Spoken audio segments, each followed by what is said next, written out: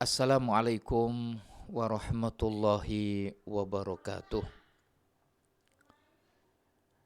Alhamdulillahi wa kafa, wassalatu wassalamu ala nabiyil mustafa wa ala alihi wa ashabihi ahli sidqi wal wafa.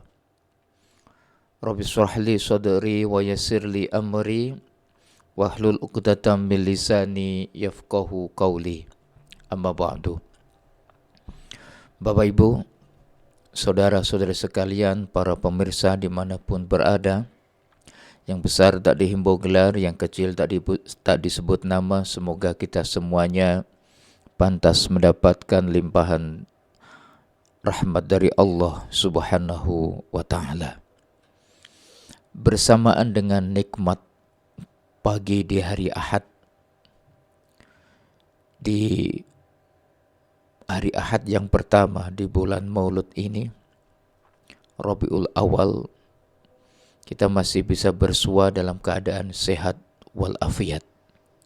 Dan lebih-lebih kenikmatan ini dibungkus dengan kenikmatan berupa keimanan kepada Allah Jalla Jalaluh. Semoga saja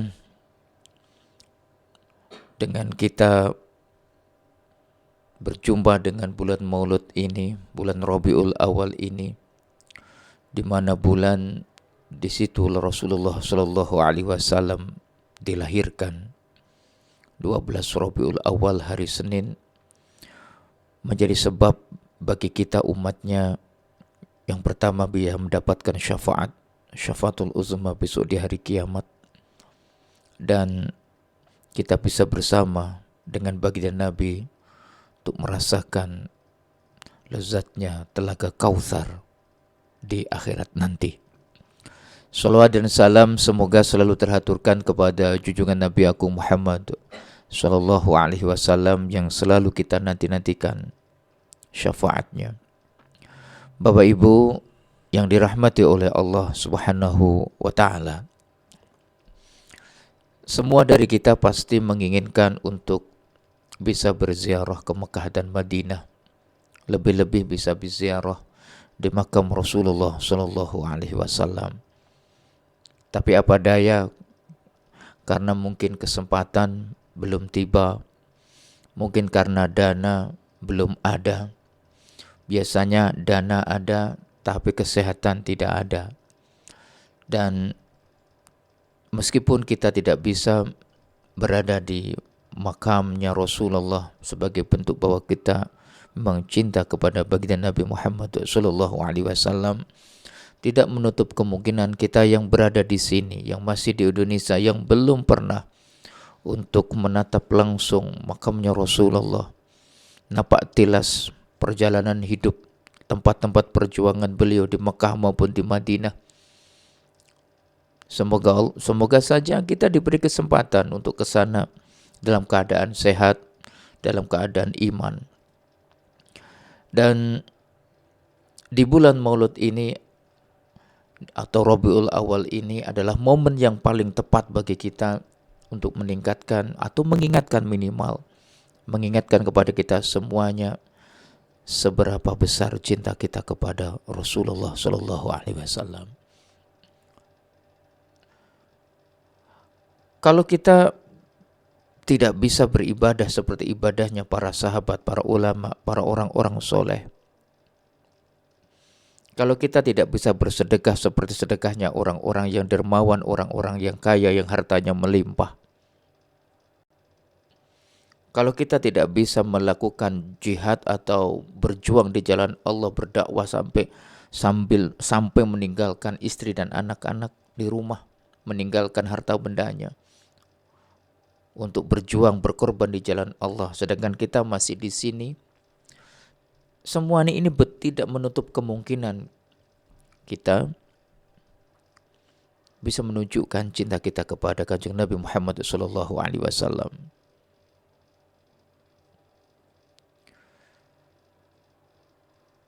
Pada sebuah kisah yang dikisahkan oleh dalam sebuah riwayat, dan ini termasuk adalah sebuah hadis sahih, di mana Abu Lahab yang telah dinobatkan Allah menjadi ahli neraka. Bahkan namanya begitu tertulis dengan tebal. Artinya ditulis dengan gamblang dan cerah sebagai pengingat bagi kita semuanya. Nasib atau akhir dari orang-orang yang menolak ajaran Islam, membenci para da'i, para dakwah, para pendai. Lebih-lebih yang diserang, yang ditolak, adalah keponakannya sendiri. Maka di situ surat Al-Lahab, tabat yada abi lahabi wa tab, diabadikan. Minimal agar kita menjadi ingat, itulah akhir dari orang-orang yang membenci atas kebaikan dan kebenaran. Ketika Rasulullah Shallallahu Alaihi Wasallam akan lahir, Siti Aminah, ya, sang bundanya, ada seorang budak namanya Suwaibah, putri ini, memberikan kabar gembira kepada juraganya, tuanya, yaitu Abu Lahab sendiri, bahwa Abdullah almarhum, bapaknya baginda Nabi Muhammad Shallallahu Alaihi Wasallam, yang telah wafat ketika melakukan satu perjalanan untuk berniaga di Taif.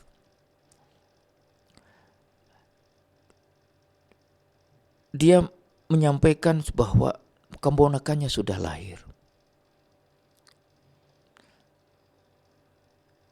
Maka betapa gembiranya pada saat itu Abu Lahab. Saking gembiranya bahwa saudaranya almarhum, saudaranya Abu Lahab, yaitu Abdullah bin Abdul Muttalib, itu adalah saudaranya Abu Lahab meninggal, berarti kanjeng Nabi Muhammad itu adalah keponakannya. Begitu lahir dia bahagia. Saking bahagianya orang yang memberi kabar yaitu Suwaibah itu dimerdekakan. Saking bahagianya. Nah, sebab bahagia inilah Allah memberikan diskon kepadanya setiap hari Senin, yaitu tepat di hari kelahirannya kanjeng Nabi, karena pada saat itu Abu Lahab berbahagia, maka siksa di akhiratnya ini dikurangi oleh Allah. Artinya didiskon oleh Allah, tapi tetap merasakan siksa yang teramat pedih. Ada sebuah semacam harapan bagi kita semuanya. Kita adalah umat yang tak pernah jumpa dengan Nabi, tak pernah satu majelis dengan Nabi, tapi berharap masuk surga dan bisa berjumpa dengannya. Amalan ibadah kita jauh sekali kalau dibandingkan dengan para sahabat, para syuhada yang lainnya, jauh sekali. Karena rentang waktu 1440 kurang lebih demikian. Tentunya perbedaan yang jauh. Perbedaan ibadah, perbedaan perjuangan, perbedaan pengorbanan. Lalu di manakah posisi kita dengan kanjeng Nabi Muhammad Sallallahu Alaihi Wasallam? Dari kisah ini, ketika Abu Lahab berbahagia atas kelahirannya Rasulullah, atas kebahagiaannya ini Allah memberikan diskon atas siksanya. Lalu pertanyaannya, bagaimana dengan kita sebagai umatnya kanjeng Nabi Muhammad, sebagai umat yang mengaku cinta kepadanya, sebisa mungkin rasa cinta kita kepadanya, sebisa mungkin. Maka tentunya melebihi dari apa yang didapatkan oleh Abu Lahab secara logika. Padahal kita tahu betapa bejatnya, betapa jahatnya, betapa tamaknya Abu Lahab berserta keluarganya itu kepada kanjeng Nabi Muhammad SAW. Itu pun masih didiskon siksanya di akhirat. Pertanyaannya, lalu bagaimana dengan kita? Ini artinya bahwa kita masih punya harapan. Harapan itu masih ada, selalu ada bagi hambanya yang mau taat beribadah, melakukan syariat-syariatnya. Zunnun ya, pernah mengatakan bahwa tanda-tanda orang yang mencintai terhadap Rasulullah adalah ia berusaha untuk napak tilas, untuk meniru akhlaknya, untuk meniru sikapnya. dan melakukan apa-apa yang diperintahkan kepada kita. Tentunya salah satu apa yang dapat kita lakukan dari perintahnya Rasulullah Shallallahu Alaihi Wasallam adalah hal-hal yang kecil aja. Sebagai bentuk kita berbahagia minimal di bulan Maulud ini kita fokuskan. Artinya bulan ini tanggal 1 sampai 12 adalah hari-hari bahwa kita cinta kepada Nabi. Ya Rasulullah, dengan cinta kami yang kecil ini, yang sederhana ini, semoga engkau terima salam dan sungkem kami kepada engkau ya Rasulullah. Walaupun hanya sebuah ucapan, Allahumma sholli ala Sayyidina Muhammad, Allahumma sholli ala Sayyidina Muhammad, ya Nabi salam alaika, ya Rasul salam alaika.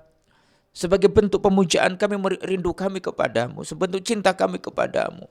Meskipun secara ukuran bahwa tingkah laku kami, ibadah kami masih jauh dari apa yang engkau perintahkan kepada umatmu, kepada kami ya Rasulullah. Tapi izinkan di bulan Maulud ini melalui solawat, bacaan-bacaan solawat yang kami lantunkan kepada engkau, melalui rasa bahagia kami dengan berbagi kepada tetangga kami, berbagi kepada anak-anak yatim, sebagai bentuk bahwa bulan Maulud ini tanggal 1 nanti 12 Rabiul Awal adalah tanggal kelahiranmu. Kami bahagia ya Rasulullah.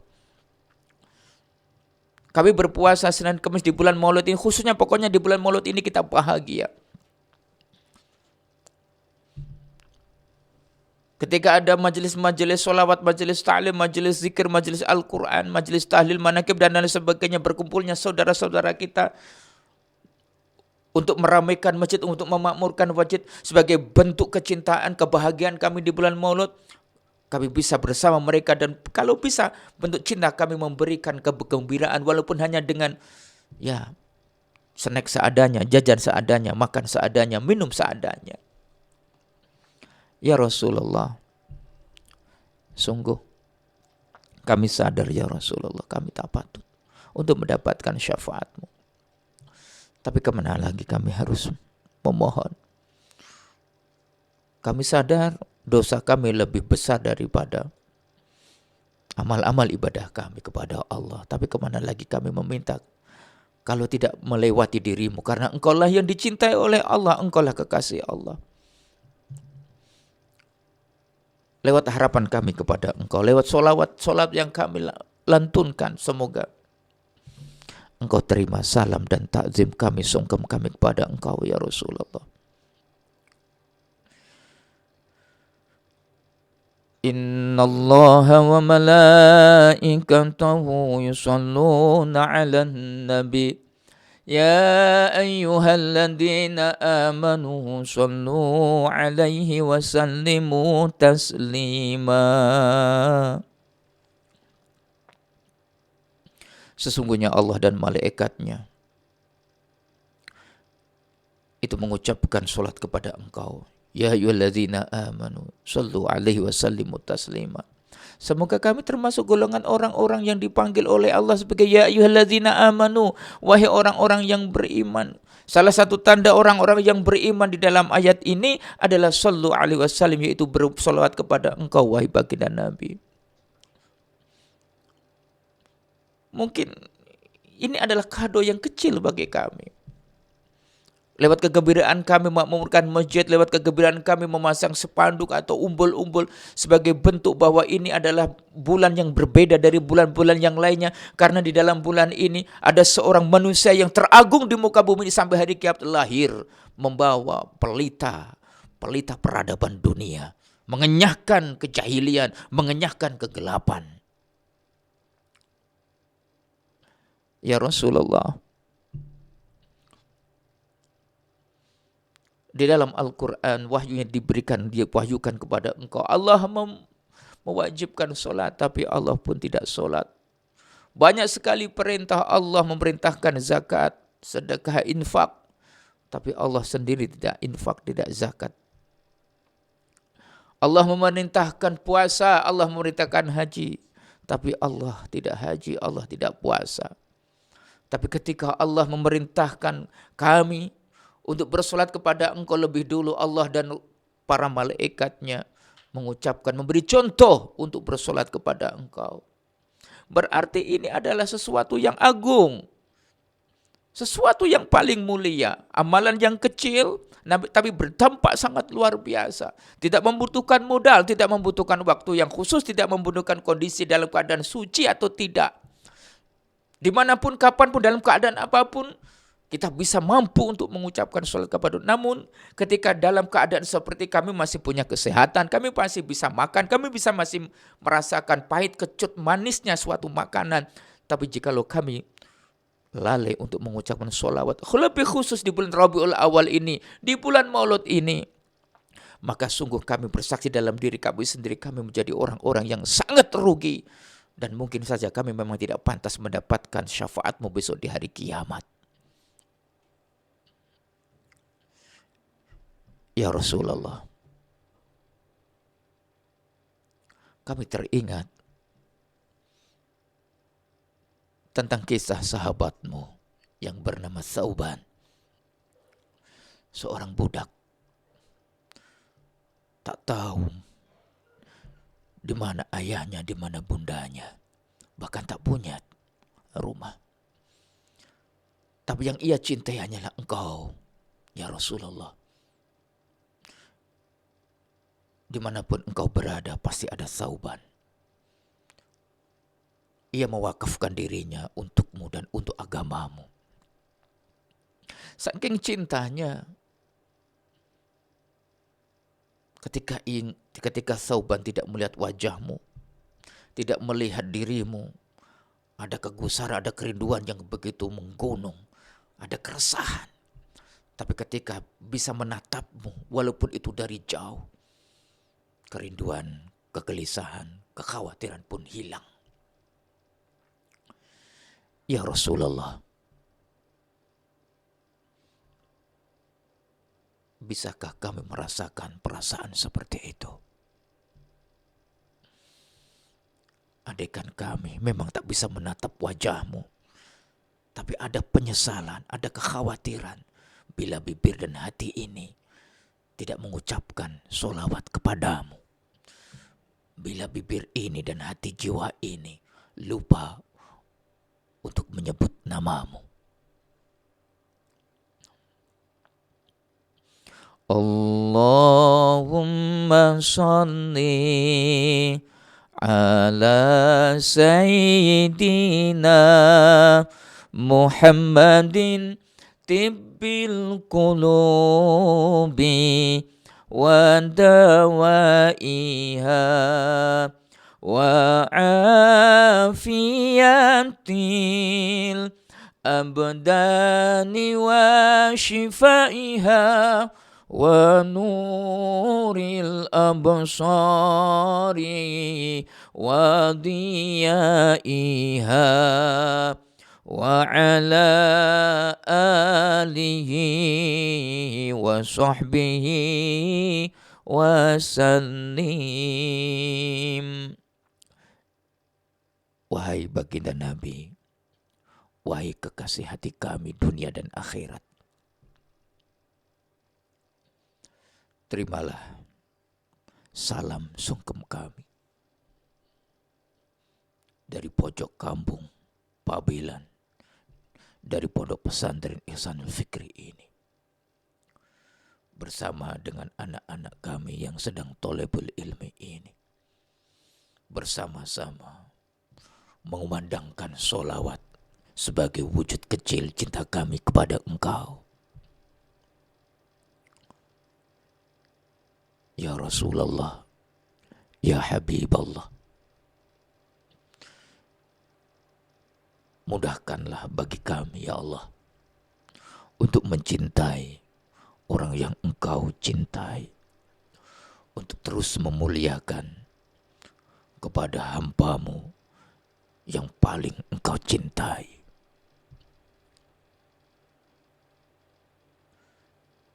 Saat itu Thauban, sahabatmu yang selalu mencintaimu lahir dan batin, begitu nampak gelisah. Ketakutan, kekhawatiran menyelimuti jiwanya hingga raut wajahnya yang diselimuti ketakutan dan kekhawatiran kesedihan tak bisa ditutupinya. Para sahabat seperti Abu Bakar, Umar, Uthman, Ali bertanya, kenapa? Ada apa? Sesama para sahabat Nabi peka apa yang dibutuhkan, saling membantu, saling menyayangi, dan saling melengkapi. Namun satu sifat para sahabat yang perlu kita tiru adalah tidak ingin membebani, tidak ingin merepotkan untuk yang lainnya, satu sama lain untuk saling memberi dan membahagiakan. Thauban menjawab, tidak, aku sehat, aku bahagia bersama orang-orang soleh, bersama para kekasih Allah, para sahabat Nabi. Karena tidak ada satupun orang yang tahu sebab apa kelihatan murung wajahnya. Wajahnya yang terselimuti awan mendung kegelisahan. Akhirnya Rasulullah SAW sendiri bertanya kepada Thauban, Ta'al, kemarilah wahai sahabat, sahabatku. Betapa bahagianya Thauban dipanggil langsung oleh Rasulullah di antara para sahabat yang lain. Begitu bahagianya dia. Pada saat itu cukuplah ketika dirinya dipanggil di antara para sahabat. Dipanggil orang yang selama ini menjadi kekasih hatinya. Yang selama ini menyebabkan dirinya sedih. Yang menyebabkan dirinya bahagia. Yang menyebabkan dirinya khawatir. Rasulullah berkata, wahai Thauban, ada apakah engkau? Tampak ada kegelisahan dan ketakutan dalam dirimu. Sampaikanlah kepadaku. Aku akan mendoakanmu. Mendengar kata-kata Rasulullah, berkaca-kaca matanya Thauban. Bibirnya bergetar karena sudah cukup. Akan didoakan oleh Rasulullah, orang yang paling mulia, sudah cukup. Itu sudah menjadi obat baginya. Tapi di dunia ada ketakutan yang saya masih menggantung ketika nanti di akhirat. Dengan suara yang lirih, Thauban berkata kepada Kanjeng Nabi, ya Rasulullah, saat ini hamba bisa berjumpa dengan engkau, itu di dunia. Saat ini hamba masih bisa menatap wajah engkau. Saat ini bahkan engkau langsung memanggilku dan hamba berada di depanmu. Itu di dunia. Saat ini hamba masih bisa berjamaah denganmu. Itu di dunia. Lalu bagaimanakah nanti di akhirat ya Rasulullah? Apakah Allah menjamin diriku untuk bisa selalu bersama dengan engkau? Hamba sadar, hamba tak pantas karena masih banyak para sahabat-sahabat yang lebih baik daripada hamba. Tentunya mereka yang akan selalu bersama dengan engkau di akhirat. Dan banyak sekali jutaan hamba-hambamu yang akan bersamamu nanti. Pertanyaannya ya Rasulullah, hamba berada di mana? Kalau saat ini hamba bisa dekat dengan engkau, lalu bisakah nanti hamba dekat dengan engkau di akhirat nanti? Hamba hanyalah seorang budak yang telah engkau merdekakan. Tak banyak amal ibadah. Tidak seperti sahabat-sahabat yang lainnya. Yang hamba takutkan bukanlah masalah keluarga kami yang tidak bisa makan atau kekurangan makan, itu sudah biasa ya Rasulullah. Bukanlah masalah rumah, memang kami adalah biasa tidak punya rumah. Kami tinggal di masjidmu. Bukan masalah duniawi yang menyebabkan hamba selama ini membuat kami sedih. Tapi satu hal, ketika kami di akhirat nanti tidak bisa berjumpa dengan engkau lagi. Ya Rasulullah. Rasulullah terdiam sejenak. Ada pertanyaan yang nyesek di dalam hati ini tatkala membaca kisah ini. Para saudara-saudariku, Bapak Ibu. Kalau Thauban saja yang sudah mendapatkan label sahabat, yang berjuang bersama Rasulullah, menatap wajahnya Rasulullah, membantu Rasulullah, mewakafkan diri Rasulullah, itu masih ada kekhawatiran, tidak bisa jumpa dengan Kanjeng Nabi. Lalu bagaimana dengan kita? Bagaimana dengan kita? Terkadang kita mau sholawat saja ketika diingatkan, ini bulan Mulud, ayo do sholawatan, kita baru gereja, baru sadar, kita baru bersolawat. Bagaimana dengan kita?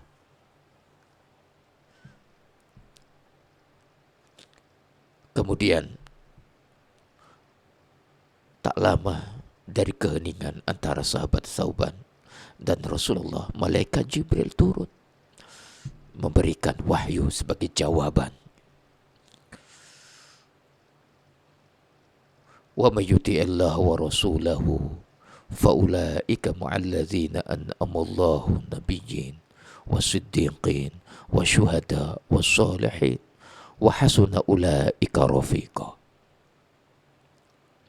Barang siapa yang taat kepada Allah dan Rasulullah, maka baginya besok bersama dengan para nabi, para sahabat Nabi, para syuhada.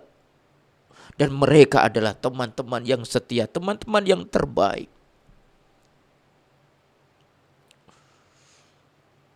Wa may yuti'illah wa rasul. Kalau mungkin Thauban mampu untuk melaksanakan ketaatan kepada Allah, ketaatan kepada Rasulullah, bisa.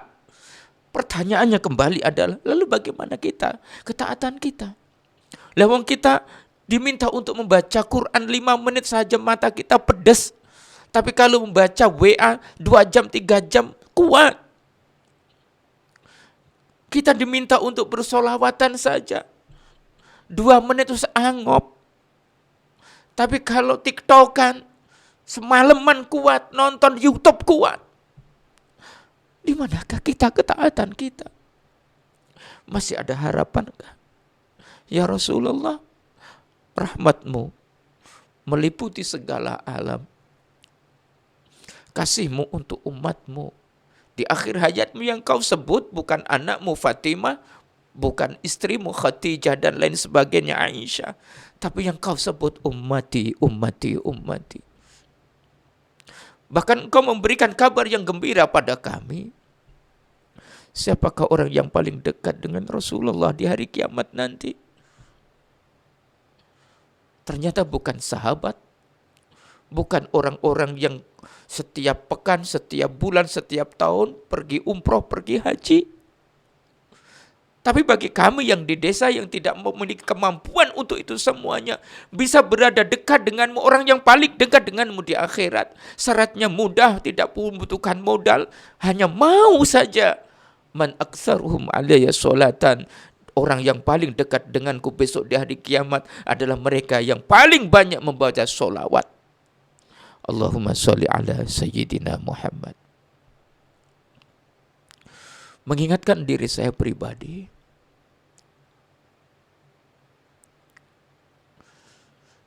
dan mungkin kalau ada manfaatnya untuk para bapak ibu, mari kita bersama-sama di bulan Maulud, khusus di bulan Maulud ini. Sudah lewat tanggal 1, 2, 3, mungkin sisa-sisa ini sampai tanggal 12. Mari kita, ini adalah buat momentum yang terbaik untuk kita cinta kita kepada Kanjeng Nabi. Selama 1 tahun, 1 tahun ada bulan yang khusus. Bulan Maulud Rabiul Awal, bahkan itu harinya 1 sampai 12, itu adalah bulan cinta kita kepada Kanjeng Nabi. Kita isi dengan memperbanyak sholawat. Kita isi untuk membahagiakan keluarga kita, tetangga kita, atau orang-orang yang memang membutuhkan bantuan uluran tangan dari kita, semampu kita. Tapi minimal hiasi di bulan Rabiul Awal ini dengan membaca sholawat kepada baginda Nabi Muhammad. Man shalla alaihi sholatan sallallahu alaihi asyran. Barang siapa yang membaca sholawat sekali saja, maka Allah akan membalasnya menjadi 10 kebaikan, 10 lipat ganda pahala. Allahumma sholli wa sallim ala sayyidina Muhammad. Demikian yang dapat saya sampaikan. Kurang lebihnya mohon maaf bila ada kata yang salah dan khilaf. Al-afu minkum. Hadanallah wa iyyakum. Wassalamualaikum warahmatullahi wabarakatuh.